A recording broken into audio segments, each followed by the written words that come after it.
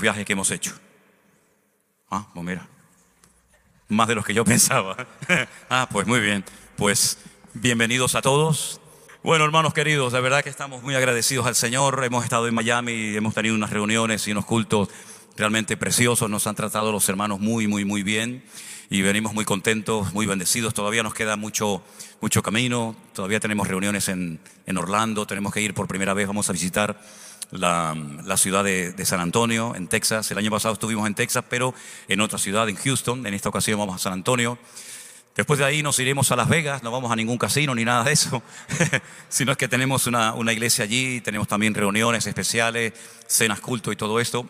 Y después vamos a terminar ya el recorrido, pues también visitando a nuestros hermanos en San Francisco, ¿no? Y damos gracias al Señor porque la verdad es que en cada lugar donde vamos no solamente conocemos hermanos y personas por primera vez, sino que oímos testimonios de lo que el Señor ha hecho. Porque si algo no deja de sorprendernos, y lo digo de verdad con todo mi corazón, es todo lo que Dios ha estado haciendo. De verdad es algo extraordinario. Ni en nuestros mejores sueños, créanme, nos podíamos imaginar nunca todo lo que el Señor nos ha permitido ver y contemplar hasta el día de hoy. Y lo que sigue, ¿no? Y lo que sigue, porque el Señor no para de sorprendernos realmente cada día. No es que nosotros empezamos a servir al Señor en el tiempo de la pandemia, en marzo del 2020, ya llevábamos mucho tiempo sirviendo al Señor, pero en marzo del 2020 todos ustedes saben que hubo una pandemia a nivel mundial, todo se cerró, las iglesias, los aeropuertos, en fin, absolutamente todo. Nosotros en aquel tiempo vivíamos dentro de la iglesia, ¿sí? Habíamos acondicionado algunas partes de la iglesia y allí dentro vivía con Elena, con mi hija Miriam. Priscila estaba en casa con su marido y bueno, todos los jueves teníamos y tenemos cultos, los domingos también. Entonces yo le dije a Elena, digo, mira, sube arriba, sube este canal, vamos a hacer lo mejor posible. Y con una guitarra, con mi hija Miriam, dirigíamos entre ella y yo la alabanza. Elena, ya digo, estaba en el equipo de sonido. Y un hermano que se llama Armando, que es el que controla el tema de las cámaras, aunque en aquel momento era algo muy sencillito, muy rudimentario, pues yo le encendía, el ordenador, la computadora, como le llaman aquí, las cámaras, y él desde su casa controlaba todo. Y yo predicaba el jueves, no había nadie, lógicamente. Mi mujer y Miriam me escuchaban porque no les quedaba más remedio, porque vivían allí conmigo. No sé si a lo mejor también se hubieran ido, ¿no? Pero bueno, allí estaban conmigo. Llegaba el domingo, volvía a predicar y yo honestamente pensaba que aquella situación iba a ser algo de 2 o 3 semanas como máximo. La cosa se alargó y en varias ocasiones, créanme hermanos queridos, en varias ocasiones yo tuve la sensación mientras predicaba y veía sillas vacías, no había absolutamente nadie, porque nadie podía salir de sus casas. Tuve la sensación de pararme, de detenerme y no seguir hablando, porque en algún momento me pasó por la mente decir, ¿quién está oyendo esto? ¿Quién está viendo estos cultos, no? Gracias al Señor conocimos en uno de los viajes a una hermana aquí en Estados Unidos que un día, yo creo que el Señor la usó realmente, porque ella me mandó un mensaje diciéndome que si en algún momento, mientras yo estaba predicando a sillas vacías, tenía la sensación o me venía a la mente el pensamiento de que nadie estaba escuchando, nadie estaba viendo nada, que siguiera adelante porque era cuando más gente estaba viendo en aquel tiempo difícil los cultos y las predicaciones. Bueno, yo por fe lo hice, repito, yo no veía absolutamente a nadie, yo no sabía si me veían 1, 2, 1000 o ninguno, pero por fe yo seguí. Para nuestra sorpresa, en esos días, en esas semanas de pandemia, comenzamos a recibir cientos y cientos de correos, cientos de llamadas. Y bueno, quiero decirles que la noche que el presidente de España declaró el estado de alerta, de emergencia, diciendo que no podíamos tener reuniones, que nadie podía salir a las calles, yo en mi habitación, como suelo hacer, me puse de rodillas y le dije al Señor, Señor, ahora tienes una oportunidad maravillosa para sostener esta obra si esta es tuya, Señor. Porque ahora no va a haber ningún tipo de entrada económica, no va a haber gente, no va a haber absolutamente nada. Pero si esto es tuyo, confiamos en ti, Señor. El local que nosotros usamos no es propiedad, es un local que está alquilado, está rentado. Y comenzamos a recibir llamadas de todas partes del mundo, desde Alaska hasta el extremo sur de Argentina, pasando por muchos países del mundo, gente que nos llamaba desde los cruceros de lujo, que se habían quedado varados, fondeados en alta mar porque no podían entrar al puerto, gente que nos llamaba de todas partes y comenzaron a mandar un montón de ofrendas de gente que ni sabíamos cómo nos habían encontrado. Yo vivo en una isla que es así, hermano, más pequeña que la cabeza de un alfiler. Es tan pequeña que tienen que poner el nombre de la isla por fuera de la isla porque si lo ponen encima la tapan y no se ve, ¿no? Entonces, es una isla pequeñita, allí perdida. La gente ni siquiera sabía dónde estaban las Islas Canarias. Uno decía, por allí, por Indonesia, ¿no? Por Japón. Y te digo, bueno, vale, hermana, usted misma. Y comenzamos a recibir un montón de llamadas, de apoyo, de gente que nos llamaba. Y la iglesia se convirtió en una especie de banco, si me permiten el ejemplo, ¿no? Nosotros en las Islas Canarias vivimos única y exclusivamente del turismo. No hay otra cosa en las Islas Canarias, desde el 1 de enero hasta el 31 de diciembre. No hay otra cosa más que turistas que vienen de toda Europa, vienen de medio mundo. Y eso es la economía de las Islas Canarias. Turismo, tenemos buen tiempo, tenemos buenas playas, montañas, etcétera, y la gente viene a eso. Y bueno, la cuestión está en que comenzamos a recibir llamadas de medio mundo y los hermanos no podían trabajar. El sector turístico, la hostelería, los hoteles, los restaurantes, las cafeterías, estaba todo cerrado. Y entonces, como recibíamos tanta ayuda en aquel tiempo, nosotros comenzamos a pagar sueldos a los hermanos, comenzamos a pagar alquileres, comenzamos a pagar lo que los hermanos tenían que pagar y no podían hacerlo porque no tenían entradas económicas. Y cuanto más dábamos, más recibíamos, y dábamos y recibíamos. Fue algo increíble, no se pueden ustedes imaginar. Bueno, llegábamos agotados por la noche a la cama, porque la cuestión está que la diferencia horaria es muy grande. Y entonces cuando nosotros ya nos íbamos a dormir, la gente llamaba y decía, buenos días, pastor, ¿cómo está? Y digo, bueno, hermana, buenos días, no, aquí son las 3 de la mañana. Ay, perdón, me llamó una vez una señora, ya estábamos agotados, y yo dije, dígame. Y me dice, ay, pastor, lo veo que está muy nervioso, me dice. Digo, no, estoy agotado, no estoy nervioso, estoy agotado. Y fue algo realmente increíble, fue un tiempo realmente maravilloso. Comenzamos a ver cómo la gente se convertía, pero hermanos, de una forma increíble. Católicos, santeros que habían estado metidos en la brujería, en la santería, en el espiritismo. Sacerdotes católicos de monjes cerrados que no pueden tener contacto con el mundo, nos llamaban, nos pedían oración. Militares de bases norteamericanas en Afganistán y en otros lugares, de Japón nos llamaban, de montones de lugares. Comencé a sentir de que Dios estaba haciendo algo. Dios estaba haciendo algo, no entendíamos, pero mucha gente con 10 años, 20 años, 30 años, hasta 40 años, sin querer congregarse en ninguna congregación, comenzaron a reconciliarse con el Señor. Gente de todas las edades, gente que se quería suicidar, gente que se querían tirar por un puente y lo habían perdido todo, familias que habían perdido 4, 5, 6, 7, hasta 8 miembros por el COVID, por el virus en aquel tiempo, ya desesperados, sin trabajo, sin familia, sin nada, sin esperanza. Comenzaron a aceptar al Señor, comenzaron a pedirnos Biblia. Bueno, fue realmente, si eso es un avivamiento, yo creo que eso fue un avivamiento, un despertar del Señor espectacular. Entonces un día, orando un día al Señor, yo dije, Señor, ¿cómo vamos a atender a toda esta gente?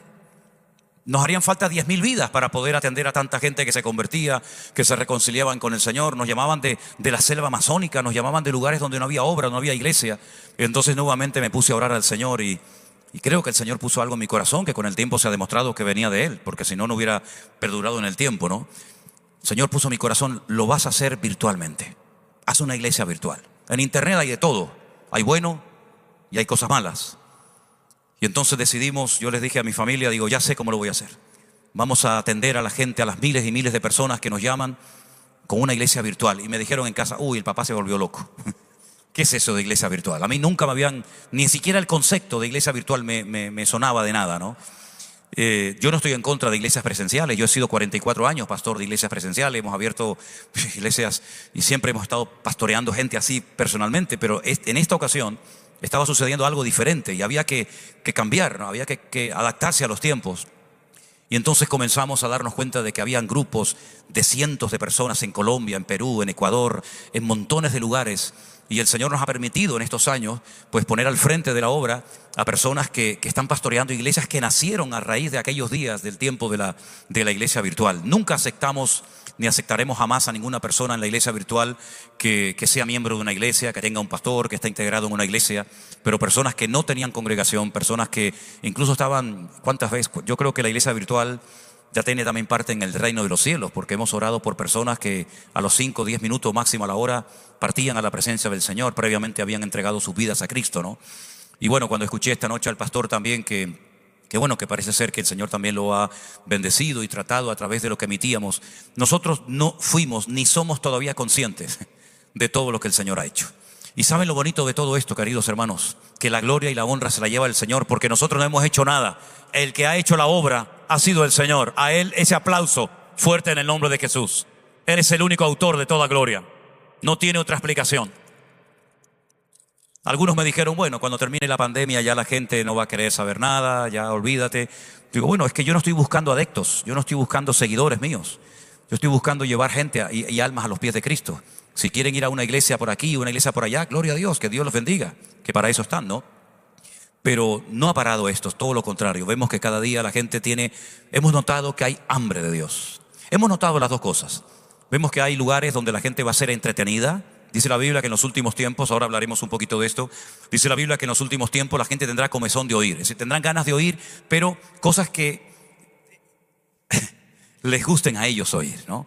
Cosas que no les hagan sentir mal. Esas predicaciones que van por encima de la cabeza, que te hacen reír, te hacen pasarlo bien, no te sientes aludido en ningún momento y eres capaz de invitar a cualquier persona, esté en orden, esté en desorden, esté en pecado, esté en santidad, da igual, porque va a pasar un tiempo entretenido en ese lugar donde tú vas, ¿no? Y dice la Biblia que viendo la cantidad de gente que quiere ser entretenida, pues se amontonarán maestros que conforme a sus concupiscencias apartarán el oído de la verdad de muchos y seguirán a las fábulas, a los cuentos, ¿no? Pero también nos hemos dado cuenta en estos años que hay hambre de Dios, hay hambre de palabra de Dios en el pueblo, ¿verdad? Y yo espero que todos ustedes sean de este segundo grupo, de gente que tiene hambre de oír la palabra del Señor, porque todavía hay muchas cosas que aprender y estamos viviendo unos tiempos muy, muy interesantes.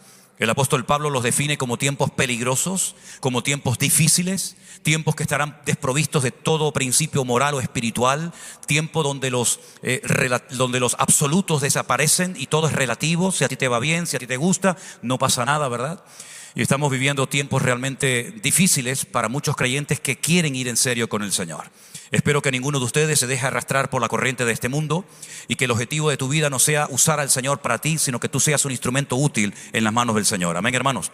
Yo quiero llevarles en primer lugar al Evangelio de Mateo capítulo 24, pero si me permiten, vamos a leer también algunos versículos que se encuentran en el Evangelio de Marcos,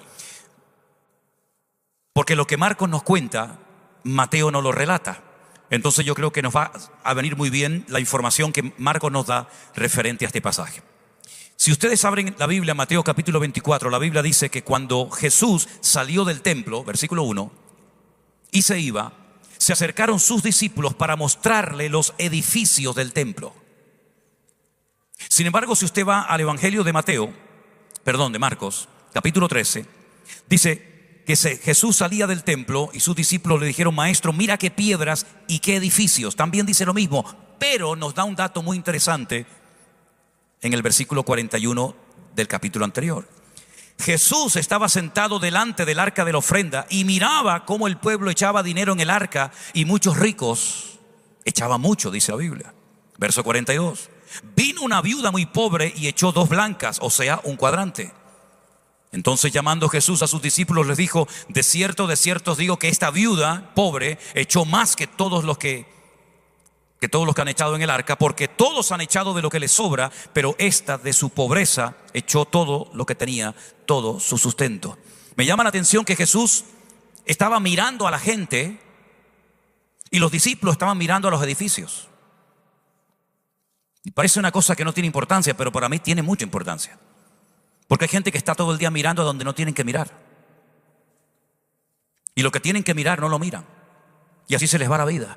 Mientras Jesús estaba observando cómo la gente entraba y salía del templo, los ricos, la viuda, etcétera, etcétera. En otras palabras, mientras Jesús estaba mirando a la gente, los discípulos estaban entretenidos haciendo turismo por el templo, mirando lo bonito que era, lo grande, lo maravilloso que era. Porque realmente alguien dijo hace mucho tiempo que si nadie conoció el templo de Jerusalén, no conoció una de las cosas más hermosas del mundo.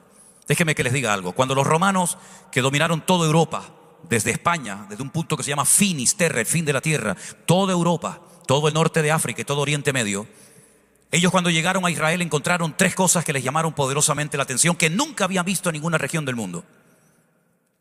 Ellos cuando llegaron a Israel se dieron cuenta de que esa gente, una vez a la semana, no trabajaba, se paraban, incluso los animales. No trabajaban, era el día de reposo. Y llenaban sus casas con mucha luz, con muchas velas. Y cuando preguntaban por qué no trabajaban los sábados, porque en aquella época se trabajaba todos los días de la semana, así como en Estados Unidos, de sol a sol, que no había tiempo para otra cosa, ellos se daban cuenta de que los judíos ese día lo comían juntos en familia, no trabajaban, los animales descansaban, y eso nunca los romanos lo habían visto en ninguna parte del mundo. El famoso Shabbat, que viene de la palabra hebrea shevet, que significa siéntate, date tranquilo, no hagas nada. La segunda cosa que le llamó a los romanos poderosamente la atención fue que esta gente tiene un mar donde flotas y no hace falta que aprendas a nadar o que sepas nadar, porque flotas y no te hundes. Es el famoso mar muerto. En hebreo se llama Yam Hamelach, que significa el mar de la sal. Tiene 35 veces más sal que el mar de cualquier país del mundo, y por eso flota la gente, no hace falta que sepa nadar. Eso nunca lo habían visto. Y la tercera cosa que le llamó la atención a los romanos es que esta gente tenía un templo precioso, enorme, vacío. No había dioses, no había ídolos. Ellos eran politeístas. No solamente tenían los romanos sus propios dioses, sino que también habían adoptado, habían incluido en su vida social o religiosa, habían incluido los dioses de los griegos y otras culturas. Sin embargo, los judíos tenían un templo totalmente vacío, no había nada, y se reían de ellos. ¿Cómo es posible que ustedes tengan un templo tan grande, tan hermoso, y esté vacío? Y los judíos, cuando salieron del templo, en este caso los discípulos, querían que el Señor se detuviera para ver los edificios y las maravillas del templo. Sin embargo, a Jesús, esas cosas que a ti y a mí nos llaman la atención, al Señor no le llamaba la atención en lo más mínimo. La Biblia dice que nuestra mirada tiene que ser transformada por el poder de Cristo. Si habéis resucitado, poned la mira en las cosas de arriba, no en las de la tierra. Poned la mira en el autor y en el consumador de la fe. Sin embargo, el Señor Jesucristo les tiró un jarro de agua fría a sus discípulos, que no pudieron entender cómo el Señor se atrevía a decir semejante palabra. ¿Veis todo esto? No quedará piedra sobre piedra que no sea derribada. Ellos sabían que cuando el Señor Jesucristo profetizaba o decía algo, siempre lo que Él decía se cumplía.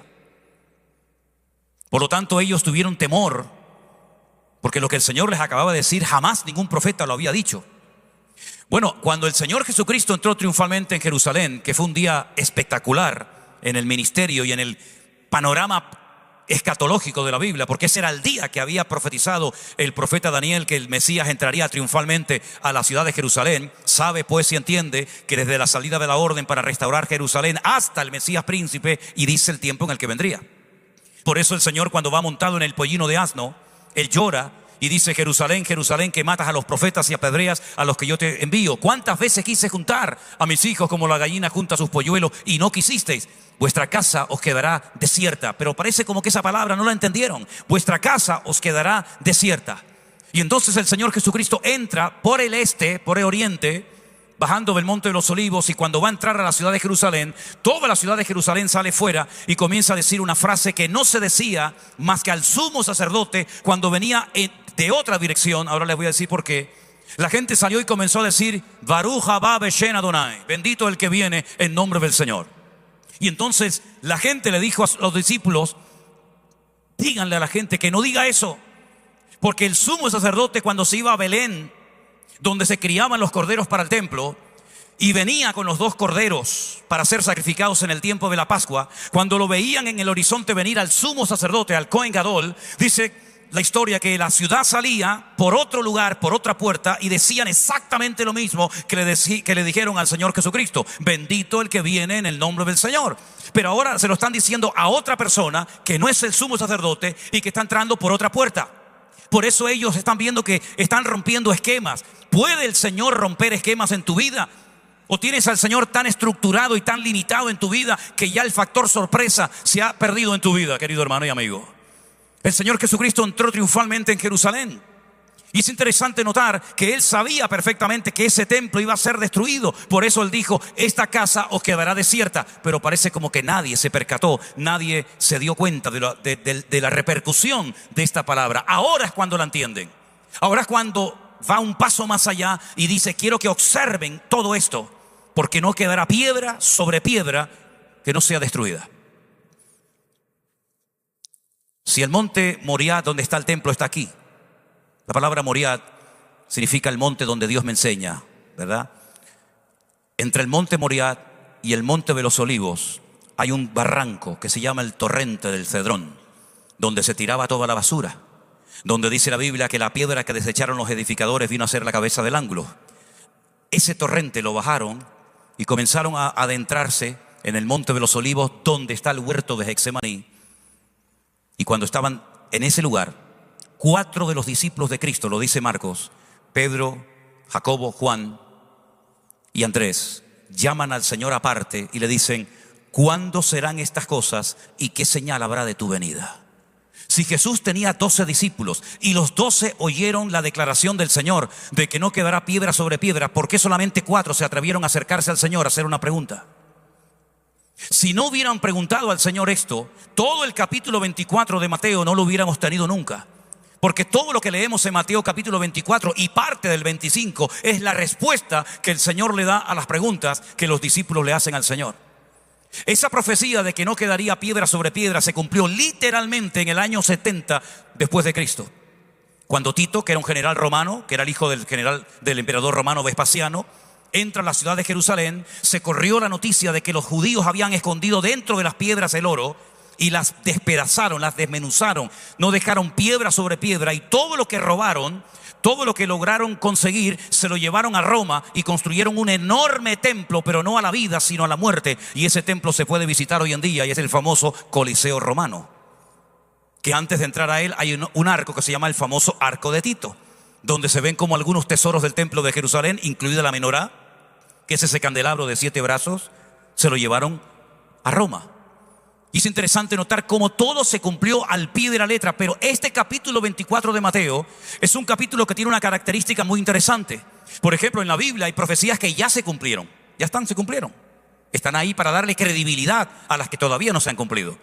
Hay otro tipo de profecías que son profecías de largo plazo, aún no se han cumplido. Pero hay otras, como por ejemplo esta, donde parte del mensaje ya se ha cumplido y parte todavía queda por cumplir. Entonces la destrucción de Jerusalén ya se produjo en el año 70 después de Cristo. Hasta el día de hoy, año 2025 de la era cristiana, el templo no se ha vuelto a reconstruir. Ese es el sueño de los judíos. Los judíos 3 veces al día, por la mañana, por la tarde y por la noche, hacen oraciones, leen salmos, lloran y hacen todo tipo de rituales, pidiendo sobre todo por la reconstrucción del templo de Jerusalén. ¿Por qué? Porque ellos creen que donde único Dios depositó su gloria y donde Él puede vivir es en el templo de Jerusalén.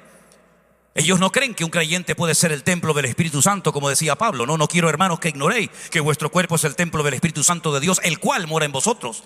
Ellos creían que Dios vivía en Jerusalén, y cuanto más lejos de Jerusalén vivías, más lejos de Dios estaba. Por eso Jonás creía que si se iba al extremo del otro mundo, por ejemplo a Tarsis, que está en España, él creía que podía huir de la presencia del Señor.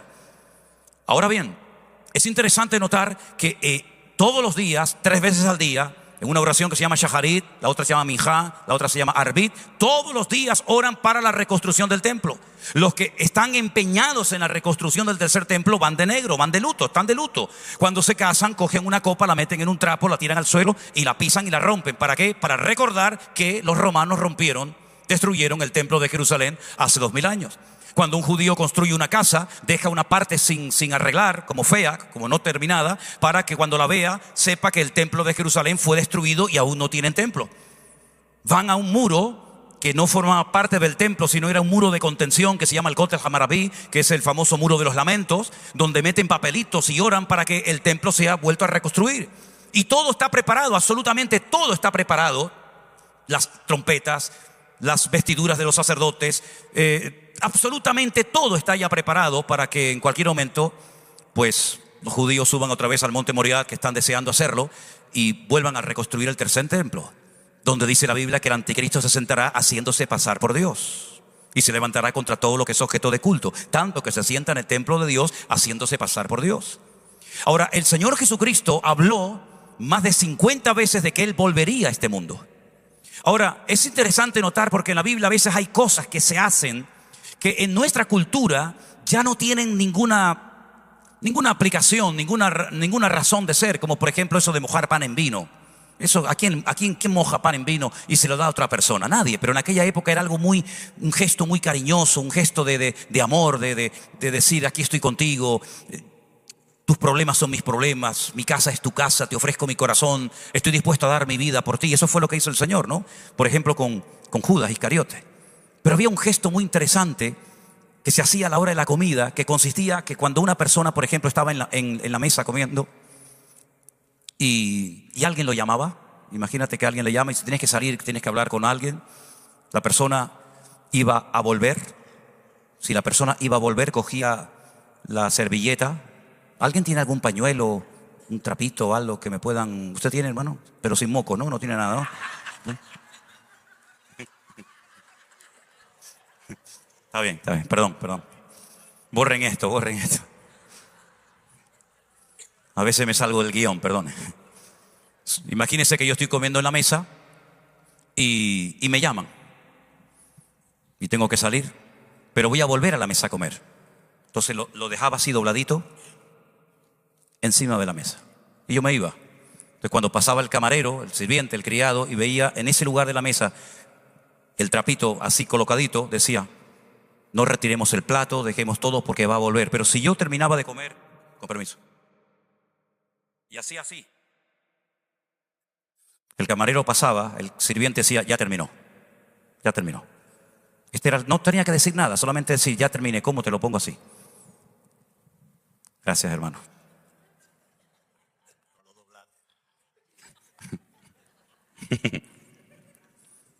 María Magdalena se levanta, va al sepulcro del Señor Jesús, llora porque piensan que han robado el cuerpo del Maestro, sale corriendo a donde están los discípulos después de haberse encontrado cara a cara con el Maestro y le dice: lo he visto, ha resucitado.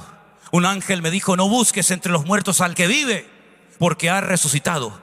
Salen corriendo Pedro y Juan. Juan llega a la puerta del sepulcro, pero no se atreve a entrar. La Biblia dice que Pedro entró, vio y creyó. Dice que vio todo bien puesto, bien dobladito, todo en su sitio. Y su maestro le dejó un mensaje sin palabra: volveré otra vez. Ese es nuestro Dios. Él dijo que volvería y volverá. Aleluya. ¿Cuándo? No sabemos. ¿Dónde? Sí lo sabemos. Cuando el Señor Jesucristo venga, dice que todo ojo le verá, toda rodilla se doblará y toda lengua confesará que Él es el Señor, para gloria de Dios el Padre. Pondrá sus pies en aquel día sobre el monte de los olivos, Zacarías capítulo 14, y el monte se partirá en dos, se hará un gran valle, y allí dice la Biblia que establecerá su reino milenario. Y todas las naciones que hubieran sido salvas tendrán que subir de año en año a Jerusalén a celebrar la fiesta de los tabernáculos. Y la que no quiera subir, ese año no caerá lluvia sobre esa nación. 3/4 partes de la Biblia nos habla acerca de la venida del Mesías. Una primera venida como cordero, como siervo sufriente, y una segunda venida como león triunfante y glorioso, como rey de todas las naciones de la tierra. Nosotros no fuimos participantes de la primera venida. Creemos por fe lo que nos contaron los apóstoles, los testigos oculares de su época. Pero probablemente nosotros seamos participantes del retorno inminente de nuestro Señor Jesucristo. Ahora bien, nosotros, queridos hermanos, tenemos una información increíble que no tuvieron la mayoría de los creyentes de la época en la que se escribió la Biblia. ¿Por qué?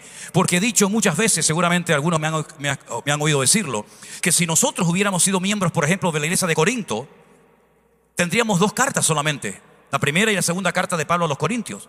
Si hubiéramos sido miembros de la iglesia de Tesalónica, tendríamos la carta de primera y segunda de Tesalonicenses. Si hubiéramos sido miembros de la iglesia de Colosas, tendríamos la carta de los Colosenses. Pero en aquella época nadie tuvo Mateo, Marcos, Lucas, Juan, Hechos, Romanos, Primera Corintios. Nadie, hasta siglos más tarde. Por lo tanto, mis queridos hermanos, no tenían toda la información que tú y yo tenemos hoy en día. Tenemos toda la información del Antiguo Testamento. Tenemos toda la información del Nuevo Testamento, y lo que no entendemos en Daniel lo podemos entender en Apocalipsis, y lo que no entendemos en Apocalipsis nos podemos ir a Ezequiel, nos podemos ir a Daniel, y tenemos todas las piezas completas para que sepamos en qué momento de la historia nos encontramos. Nos encontramos en un momento muy interesante.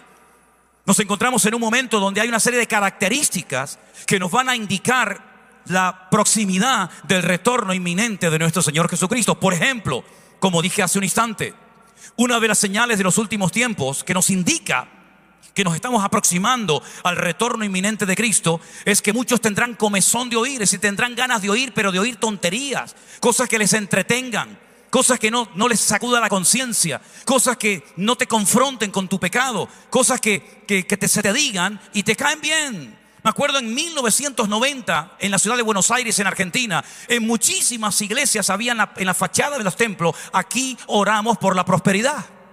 Y claro, era un momento muy complicado económicamente. Había una inflación terrible. La gente salía con palos y piedras y con armas a los supermercados a robar alimentos. Y cuando pasaban por las iglesias y veían que allí se oraba por la prosperidad, hermanos, los templos se llenaron hasta 4, 5, 6, 7 y hasta 9 cultos por día. Yo he estado en iglesia donde había 7 cultos cada día en aquellos años. La gente estaba con una crisis, que la gente no tenía para comer y sin embargo la gente iba a la iglesia porque se les decía que Dios los iba a bendecir, que Dios los iba a prosperar. ¿Quién no quiere ser bendecido? ¿Quién no quiere ser prosperado? Todo el mundo lo quiere, hasta los inconversos. Los ateos también quieren tener buenos trabajos, buenos coches, buenos sueldos. Todo el mundo quiere eso. Pero eso no es el evangelio en sí mismo. No es que Dios no quiera bendecirte, no es que no creamos en la prosperidad, pero no es la meta del Señor Jesucristo prosperarte. La meta de Cristo es cambiarte de muerte a vida e inscribir tu nombre en el libro de la vida, mi hermano. Esa es la meta del Señor. Y una de las señales de los últimos tiempos es que vendrían montones de personas a endulzar, a predicar lo que ese tipo de personas están buscando. Algo que me haga sentir bien. No importa si estoy en desorden, no importa si estoy en fornicación, no importa si soy un mentiroso, un tramposo, le pido dinero a todo el mundo y nunca le pago a nadie. No importa, voy a la iglesia, oran por mí, me bendicen, me siento bien, peco el viernes, me arrepiento el domingo. Es un relajo, ¿verdad? Entonces la gente ha perdido el norte, la gente se ha olvidado de que sin santidad nadie verá al Señor. Y esa es una de las señales de los últimos tiempos, la apostasía, donde todo vale, no importa, hermano, usted venga, traiga su diezmo y su ofrenda y encima oramos por usted y lo bendecimos, aunque sea un desgraciado y un ladrón. No pasa nada. Y esas son las iglesias que más han crecido en los últimos años, porque son iglesias que no te comprometes a nada. Además puedes conseguir una pareja para tu vida, fíjate tú qué bueno. Tú que en la calle no te hacía nadie caso, vienes a la iglesia y con el cuento de hola hermanita, hola hermanito, consigues a alguien que te quiera, encima. Pero dice la Biblia que una de las señales de los últimos tiempos es que el amor de muchos se enfriaría debido a la multiplicación de la maldad. Dice, por haberse multiplicado la maldad, el amor de muchos se enfriará. ¿Saben que en la iglesia, en el Nuevo Testamento hay una iglesia que tuvo este problema? Habéis trabajado, habéis sufrido, habéis probado a los que se dicen ser apóstoles y los habéis hallado mentirosos. Pero tengo contra ti, te has dejado tu primer amor. Elena y yo hablábamos antes de que yo subiera aquí y mirábamos el entusiasmo de este joven pastor. Qué hermoso tener un pastor así, con este entusiasmo, con estas ganas. Probablemente, perdóname, no sé si es así, pero ¿dónde estás? ¿El pastor está por ahí o se fue? Es que con este foco no veo nada, pero bueno, sé que estás ahí. Qué entusiasmo, no lo pierdas nunca, hijo. No lo pierdas nunca, mantente siempre así. No importa si viene la gente, si no viene, si te apoya, tú sigues siempre así. No lo pierdas nunca, no lo pierdas. Porque lamentablemente mucha gente ha convertido el ministerio como en un trabajo, no en una profesión. Ya son profesionales de la religión, como los escribas y fariseos de la época de Jesús. El día que se te vaya el fuego y la pasión es mejor que te vayas con Cristo, porque ya no tienes nada que ofrecer. Es así. Y a la iglesia de la Odisea le había pasado exactamente lo mismo. Bueno, si es verdad, como dicen algunos comentaristas, que cada iglesia en cierto sentido representa un periodo, una etapa de las iglesias a lo largo de la historia, en estos últimos 2000 años, bueno, si somos lo más parecido a la iglesia de la Odisea, que es la última de la lista, pues fíjate lo que ellos decían de sí mismos. Nos hemos enriquecido, de ninguna cosa tenemos necesidad. Y el Señor, cuando la confronta a través de la pluma del apóstol Juan, le dice, pobre, ciego, desnudo y desventurado. He aquí estoy a la puerta, llamo, si alguno oye mi voz y abre la puerta, entraré a él, cenaré con él y él conmigo. Una iglesia que tenía de todo, pero habían perdido lo más importante que puede tener una congregación, que es la presencia del Señor. Unas bancas maravillosas, un equipo de sonido espectacular, tenían absolutamente de todo. Sin embargo, lo más importante, que era la presencia del Señor, la habían perdido y probablemente no se habían dado ni cuenta. Le pasó lo que a aquel hombre que pecaba, se acostumbró a pecar, malgastando, mal utilizando el don y la gracia que el Señor había derramado sobre su vida. Y dice que el Espíritu de Jehová se apartó de él y él no se había dado ni cuenta. Y me refiero, por ejemplo, a Saúl, me refiero, por ejemplo, a Sansón. Cuidado, hermanos, con bajar la guardia y creernos que ya lo tenemos todo, que no nos hace falta de nada. Hermanos queridos, lo más importante que podemos tener en la vida, en el ministerio, en la familia, no es el carro, no es el dinero, no son las joyas, no es nada de eso, es la presencia del Señor lo que va a marcar la diferencia en nuestra vida. Y si la perdemos, estamos perdidos. Terrible, terrible. Vivimos en tiempos de falsas doctrinas. Dice la Biblia claramente a través de Pablo. Dice el Espíritu claramente que en los postreros días algunos apostatarán de la fe, escuchando a espíritus engañadores y a doctrinas de demonios. Y todo eso que hemos leído y predicado durante años y años, en algún momento teníamos que ver lo que se cumplía. Y estamos viendo cómo hay falsas doctrinas por todas partes, falsas enseñanzas, cómo la gente se entretiene con juegos, con cosas, creyendo que están honrando y glorificando al Señor, y están haciendo todo lo contrario. En vez de alegrar y contentar el corazón del Señor, lo que hacen es entretenerse a sí mismo y olvidarse que lo principal es buscar el reino de Dios y su justicia, y todas las demás cosas, dice la Biblia, nos vendrán por añadidura. El enfriamiento espiritual es tremendamente peligroso porque te conviertes en un ser vulnerable. Cuando tú no tienes pasión por Cristo, otras cosas o personas ocupan el lugar del Señor en tu vida. Si tú no quieres pecar, involúcrate en las cosas del Señor. Si tú no quieres desanimarte, si tú no quieres deprimirte, procura estar siempre activo, en primera línea en las cosas del Señor. No tengas tiempo ni para pecar, y de esa manera el diablo no te podrá echar la garra encima y llevarte a su terreno. David fue un hombre espiritual, escribió más de 75 salmos. Un hombre que tocaba el arpa sin decir nada, y los demonios huían de la vida del rey Saúl. Una persona de verdad usada por el Señor, una persona que mató gigante, una persona que triplicó el terreno que le correspondía al pueblo de Israel. Un hombre de Dios extraordinario, el dulce cantor de Israel. Pero la Biblia dice que cuando tenía que ir a la guerra se quedó en la casa y comenzó a mirar a donde no tenía que mirar, y todos conocemos lamentablemente el resto de la historia. ¿Cuántos creyentes hoy en día están desanimados, están tristes, están deprimidos? Pero ¿cómo no lo vas a estar, amigo, si eres que no haces nada? Estás todo el día mirándote el ombligo, todo el día mirándote que esto, que aquello, que si me salió una pata de gallo por aquí, que si me salió una arruga. Déjate de boberías, hombre. Ponte a trabajar en las cosas del Señor y ya verás que no tienes tiempo para desanimarte, ni para deprimirte, ni para estar con tonterías. Busca a Dios con todo tu corazón, aleluya. Bendito sea Dios. La persona que no tiene un amor por Cristo está siempre a la defensiva, porque como está mal, no está satisfecho, nada le llena, piensa que el problema está siempre en nosotros. Eso se llama en psicología proyección. Es como cuando entras a una habitación y han pintado la pared, por ejemplo, unos niños jugando, ¿no? Y dices, a ver, ¿quién pintó la pared? Te puedo asegurar que sales del cuarto y no te enteraste quién la pintó. No, Pepito, no, fue Juanito, fue él, fue ella. Proyectan en los demás por miedo tal vez al castigo, por miedo a lo que sea, ¿verdad? Y una persona se va haciendo grande. ¿Y por qué estás así? No, porque el pastor no me saluda. Mira tú, como si tú fueras Gardel para que todo el mundo te saludara a ti. Mira tú, es que no me saludó. ¿Y qué? ¿Qué problema hay? No me saludó, no me saludó. A lo mejor no tenía ganas. Ay, no diga eso, pastor. Claro que lo digo, ¿cómo lo voy a decir? Es que pasó por al lado mío y no me dijo. Una vez me pasó a mí eso, ¿saben? Estaba yo en Tenerife. Yo siempre cuando viene la gente nueva, a los primeros que voy es a la gente nueva. Ya el viejo ya está dentro del redil, ¿para qué voy a le ver otra vez? Me voy al nuevo y pasó un hombre, fíjate tú, un hombre, porque los hombres no somos así, pero este me tocó a mí. Pasó por al lado mío y me dice, ay, pastor, hoy estoy muy ofendido. Digo, no me digas, ¿qué te pasó? Es que pasaste por al lado mío y no me saludaste. Digo, mira, ven un momentito, lo cogí así por aquí. Digo, ven un momento. Hermano, ven un momento, lo cogí así, ven para acá. Digo, siéntate ahí. Digo, mira, te voy a decir una cosa. ¿Tú qué edad tienes, viejo? Tanto, digo, y tú estás con estas... Tú estás con estas boberías. Digo, mira, si nuestra amistad va a estar basada en estas estupideces, hasta aquí llegamos, ¿oíste? Habrá días que pase y no me doy cuenta, habrá otros días que no tengo ganas de saludarte, pero nosotros no podemos estar con estas tonterías, tenemos que estar por encima de esto. Me salude, no me salude, me habló, no me habló, me llamó, no me llamó. Usted siga a Cristo, no siga al hombre, mi querido hermano. ¿Se da cuenta? Entonces, cuando una persona no está bien metida en el Señor, cualquier cosa te ofende, cualquier cosa te irrita, cualquier cosa te sientes aludida. ¿Ves? Él está predicando eso por mí.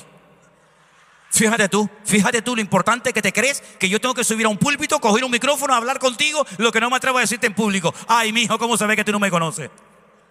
Por favor. Cuando una persona no está bien metida en las cosas del Señor, todo le ofende, siempre está a la defensiva. Entonces, ¿qué hacen? Me cambio de iglesia. Aquí no en Estados Unidos, porque ustedes tienen un nivel espiritual diferente a nosotros los españoles, ¿no? Ustedes están en otra etapa, en otra dimensión.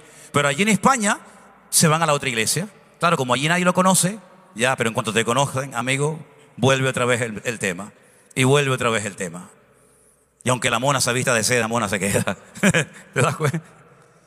Entonces déjate de echarle la culpa al pastor, a la iglesia, al diablo, al Señor, al gobierno, al frío, al calor, y mírate realmente delante de Dios. Examínate a ti mismo, pruébate a ti mismo, que debiendo ser ya maestro, todavía tenés necesidad de leche y no de alimento sólido.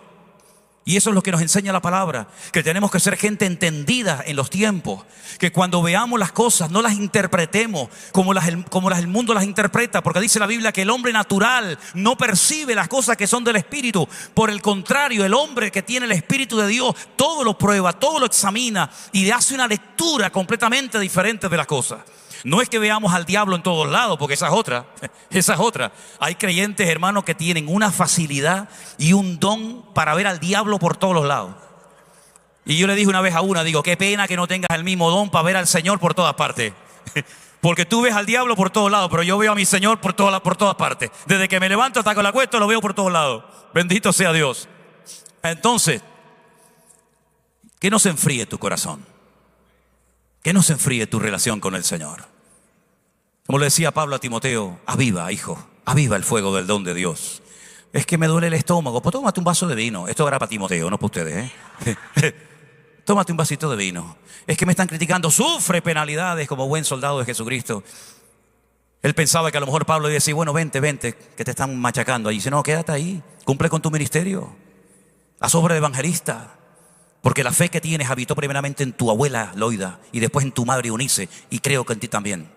Por lo tanto, cumple con tu llamado. Porque yo ya estoy para ser sacrificado, el tiempo de mi partida está cercano, pero he peleado la buena batalla, he acabado la carrera y he guardado la fe. Y por si piensas que a mí me ha sido más fácil estar en la obra, en el ministerio que a ti, quiero decirte que mi primera defensa ninguno estuvo a mi lado. Todos me desampararon. Alejandro el Calderero me causó muchos males. Dema me abandonó amando a este mundo. Pero el Señor estuvo a mi lado y me dio fuerza y pude predicar la palabra. A Él sea la gloria por los siglos de los siglos. Amén, aleluya, gloria a Dios.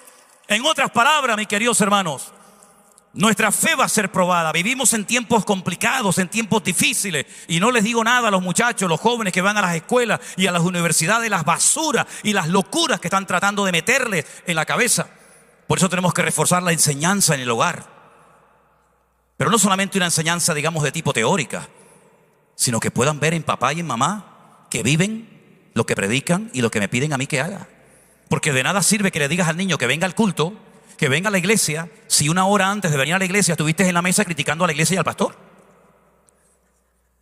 Por eso hay muchos niños, no digo todos, pero hay muchos niños que cuando llegan a cierta edad abandonan los caminos del Señor y muchos no vuelven. Porque el ejemplo que han vivido en casa no ha sido el del papá en la casa. ¿Se acuerdan cuando una vez conté en internet que conocí a una señora en una iglesia que me dice, pastor, quiero hablar contigo? Digo, bueno, dígame. Dice, me voy a ir a vivir a la iglesia y voy a poner la cama en la plataforma con los niños. Y le dije, mira que he oído cosas raras en mi vida, pero esta nunca la había oído. Y le digo, ¿y eso por qué? Dice, porque mi marido, hermano, en la iglesia es un santo. Saluda a todo el mundo, es cariñoso, beso va, beso viene, hermana. Pero el santo, el ángel cuando llega a casa es un demonio. Terrible, ¿no? Y eso lo ven los niños, eso lo ven los chiquillos. Y después lo quieres llevar a la iglesia a palos, y a palos no vas a llevar a nadie. A palos no lo vas a llevar.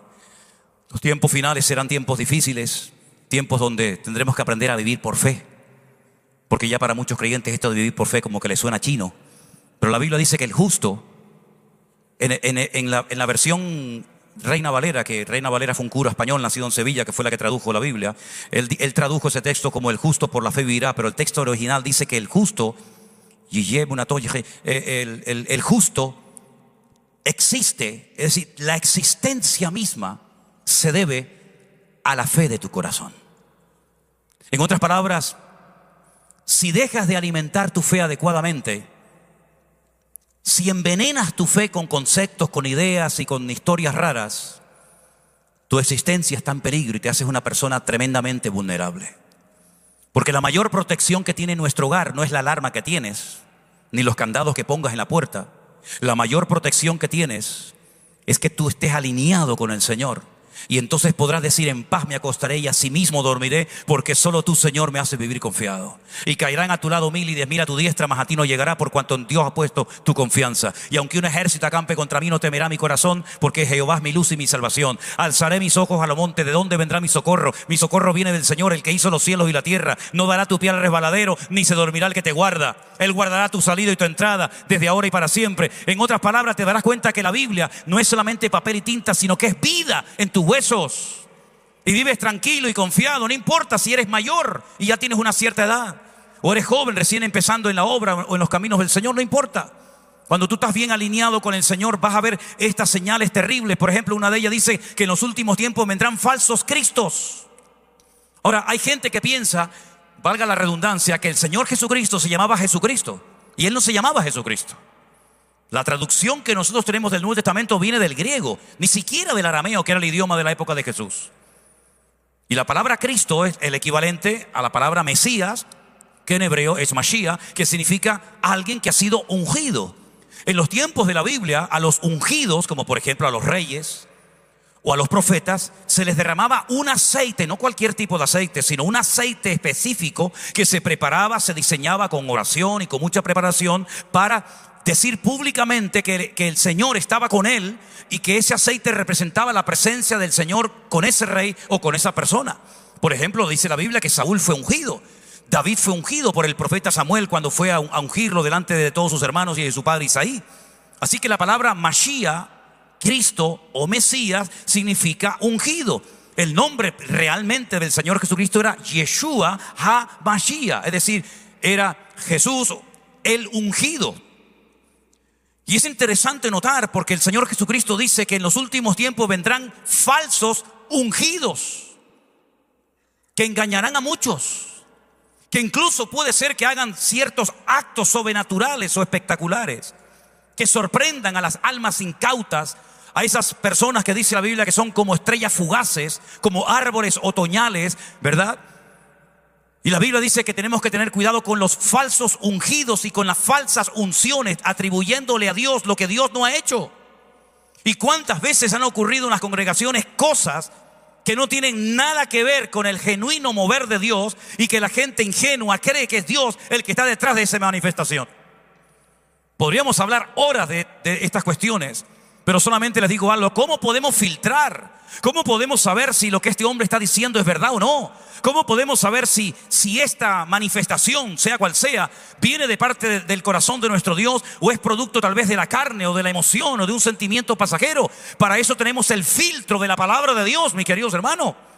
Lámpara es a mis pies tu palabra y lumbrera mi camino. En otras palabras, yo puedo tener el filtro de la palabra de Dios para comprobar en todo momento si lo que estoy viendo, si lo que estoy pensando, si lo que estoy sintiendo o escuchando viene y nace del corazón de Dios o es algo carnal que puede ser que sea muy popular y muy aplaudido en la congregación, pero que no tiene absolutamente nada que ver con el mover de Dios. La Biblia nos enseña que cuando Pedro llegó a una cierta población, descubrió una persona que tenía engañada a la población, haciéndoles creer que era el poder de Dios, la unción de Dios, la que se manifestaba en su vida. Y el Señor Jesucristo, a través de la vida de Pedro, enseñó que aquello no tenía nada que ver con el mover de Dios. Hay tanta ingenuidad de muchos creyentes que se abren a lo que no se tienen que abrir y lamentablemente se cierran a lo que tenían que haberse abierto. Para eso tenemos la palabra de Dios, para decir, eso no es de Dios. Ay, pero es que yo lo siento, me da igual, señora, lo que usted sienta. Por encima de lo que usted siente está lo que dice la palabra de Dios. Alguien me dijo una vez, pero la Biblia dice que haríamos obras mayores que las que Cristo hizo. Y le dije, sí, pero no dice diferentes. Una cosa es que hagamos más cantidad de cosas en cuanto al ministerio de las que Cristo hizo, evidentemente. Y otra cosa es que hagamos cosas diferentes a las que no están en ninguna parte de la Escritura, haciéndole creer a la gente que son parte del mover de Dios. Como hubo un mover en Canarias que llegó y me llamaban hasta que ya le dije, mira, no me llames más, Ya te lo digo ya 3 veces, no me llames más, no seas pesado, que eres un pesado. Te llamo porque ahora hay un nuevo mover del Espíritu Santo, me decían. Digo, no me digas nuevo, entonces no me interesa, porque la Biblia dice que no hay nada nuevo bajo el cielo. No, pero esto es nuevo, esto es el vino nuevo, me dijo. El vino nuevo, sí, porque tú sabes que el vino viejo, la gente vieja en la iglesia hay que como que sobra, ¿no? Y le digo, mira, yo le dije tarado, no, ustedes no lo digan. Yo le dije, mira, tarado, te voy a decir una cosa. Si tú supieras, el vino bueno es el viejo. Amén, mira cómo la hermana sabe. Mira cómo la hermana sabe. El vino viejo es el que vale. El que tiene años, que tiene solera, que tiene peso. Vinos de reserva, en barracas, de vino, de madera, de roble. El vino viejo está por ver. Así que no me vengas a mí a decir que el vino viejo son los hermanos ancianos de la iglesia, porque la Biblia dice que los jóvenes y los ancianos tienen que aprender a trabajar juntos. Así que eso no es de Dios. El nuevo mover del Espíritu de Dios, fíjate tú, y comenzaron a enseñar una serie de disparates, una serie de locuras, pero claro que no estaban en la palabra de Dios. ¿Dónde estaban? En los libros que la gente leía. Y no es la Biblia la que tiene que adaptarse a mi estilo de vida, sino es mi vida la que tiene que adaptarse al modelo bíblico. Y si hay algo en mi doctrina, si hay algo en mi comportamiento que no coincide con la palabra de Dios, soy yo el que tengo que corregir el rumbo y no el Señor. Una vez le dije a unos pastores: ¿por qué predican ustedes lo que predican? ¿Por qué ministran así? ¿Por qué actúan de esa manera? No, es que nos han enseñado, pero lo han comprobado a la luz de la palabra de Dios si verdaderamente eso es bíblico o no. ¿Verdad que no? Hermanos queridos, la palabra de Dios no es un objeto decorativo. La palabra de Dios no es un amuleto que tenemos en nuestras casas para protegernos de la mala suerte. No sé aquí, pero en Canarias la gente de antes era muy supersticiosa. Yo me acuerdo que cuando mi hija Priscila nació, ella tenía los pelos así, parecía un panque, así parado de punta. Era preciosa, era una niña muy linda, como el padre, lógicamente, ¿no? Y como la madre. Y entonces, no, borra eso.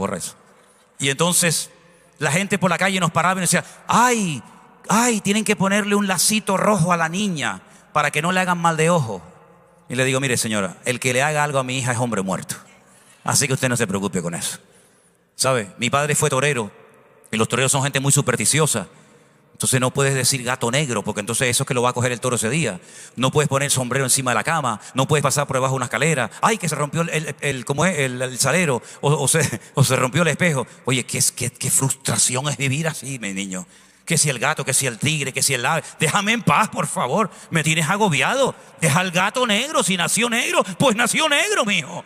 Ya está. Que se rompió la sal, pues cómprate otro salero. Que se rompió el espejo, pues cómprate otro espejo. Pero no seas esclavo de esas estupideces, mi hermano.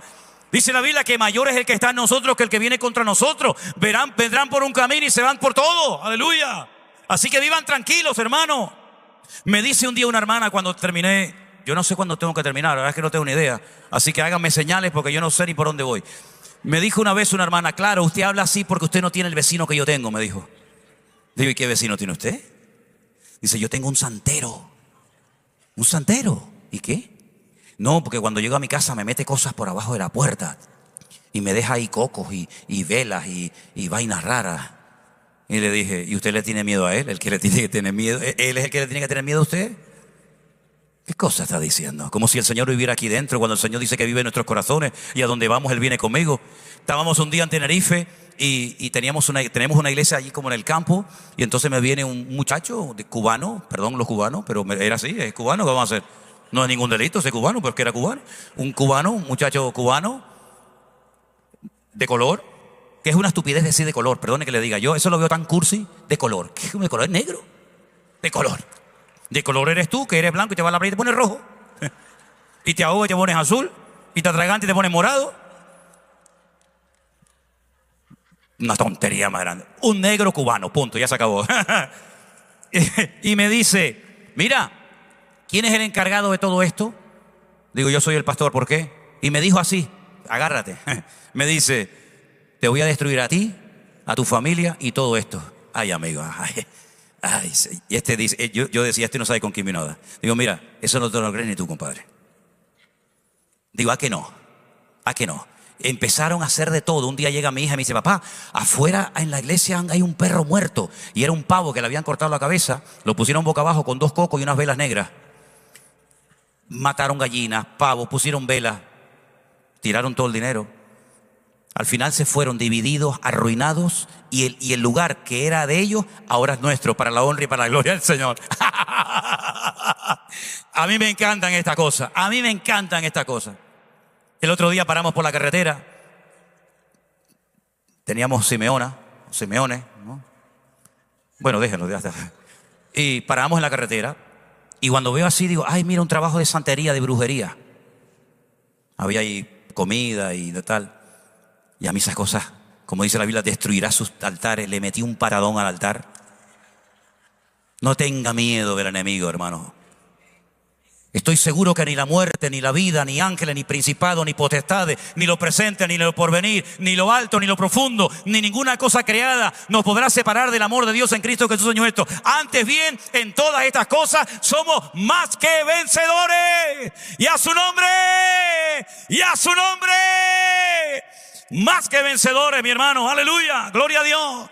No le tenga miedo a nada ni a nadie, porque el Señor está contigo como poderoso gigante y nadie te podrá hacer frente en todos los días de tu vida. Agárrate a la palabra, agárrate a Cristo. y podrás vivir tranquilo, dormir tranquilo, ser feliz. Disfruten de la vida, mi querido hermano. Disfruten de las cosas que el Señor te ha dado, sea esposa, sea marido, sea hijo. Disfruta de la vida, no tengas miedo.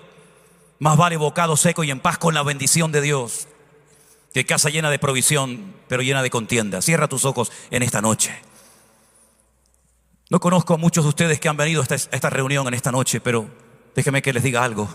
Si alguien ha venido aquí, tal vez invitado por algún amigo, algún vecino, algún compañero de trabajo, como sea, mi consejo es que en esta noche pongas tu vida en las manos del Señor. Él está aquí con nosotros. Él ha venido para salvar tu alma, para poner paz en tu corazón, para limpiar tus pecados, sanar tus heridas, llenarte de paz. No te invitamos a un cambio de religión o de iglesia. Te invito a que vengas a Él, que está con los brazos abiertos, esperando aquí recibirte. No importa si te has alejado de los caminos del Señor y llevas años sin querer saber nada de iglesia, de Dios, de Biblias, no importa. El hijo pródigo también tiró durante años su vida por la borda, hasta que volvió en sí y dijo: volveré a la casa de mi padre y le diré a mi padre: Padre, no soy digno de ser llamado tu hijo, hazme como a uno de tus jornaleros. Aquella mujer había sido sorprendida en el mismo acto de adulterio y el Señor le dijo: vete, yo te perdono y no peques más. Aquella mujer había padecido de flujo de sangre años y años hasta que tocó el borde del manto del Maestro. Aquella otra mujer estaba encorvada por 18 años en una sinagoga en Israel hasta que el Señor le dijo: quedas libre de tu enfermedad. Aquel hombre llevaba 38 años esperando el movimiento de un ángel que nunca aparecía y el Señor le dijo: levántate, toma tu lecho y anda. Aquel hombre pequeñito que quería ver a Jesús pero no podía, llamado Zaqueo, traidor para algunos, el Señor le dijo: hoy yo quiero comer contigo. Es decir, que hay tantos ejemplos en la Biblia de hombres y de mujeres que estaban totalmente perdidos, pero vinieron a Cristo y Cristo les cambió la vida. Y mi Señor está esta noche en este salón. Desde el minuto 1 que comenzamos a alabar su nombre, hemos sentido su presencia. Y quiero invitarte, si no has recibido nunca a Cristo en tu corazón, a que hoy lo hagas. Levanta tu mano e indícame que quieres entregarle tu vida a Jesús. Y estaremos orando por ti ahora mismo.